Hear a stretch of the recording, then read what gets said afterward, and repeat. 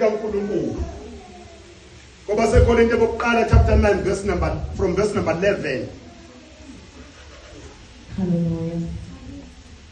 Uma thina sihlwanyela kini okomoya. You must share every good thing. Yazi ngiyayithanda le mzana. You must share every good things with anyone who teaches you what God has said. I like this one. You must share every good thing.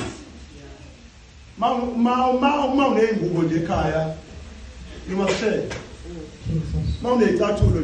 You must share. Yeah? Amen. You must share. Jesus. Nazi ngiyazibona akakungilo sikhumuka. Mina mama unamacici you must share. Eh? Zangihleke ezinye ingane zibona nginokuzile nginembobo la.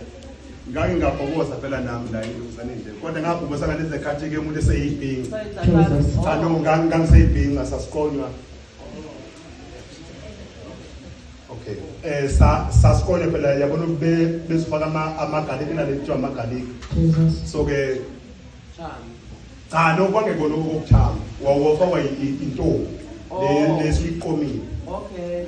Hayi ngadlula ke lapho ngase ngingenela kule nto ke yamatsatsa. Sengifaka ama-knobs. Ama-knobs mfanami nzima la.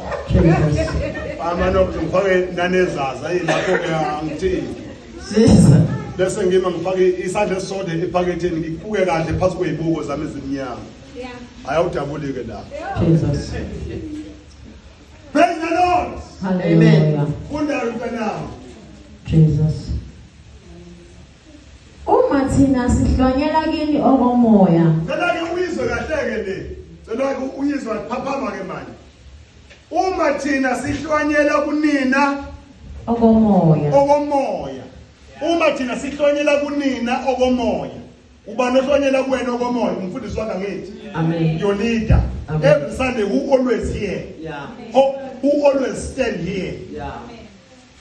Uma yena ehlonyela kuwena okomoya. Jesus. Uma ke ehlonyela okomoya, usuke ekukhulunywa ngezwi likaNkulunkulu. Spiritual things, spiritual food. Yeah, we are blind. Yeah. Uma thina sihlonyela kunina okomoya. Yes. Kuyinto enkulu yini uma sizovuna okwenu kwenyama na?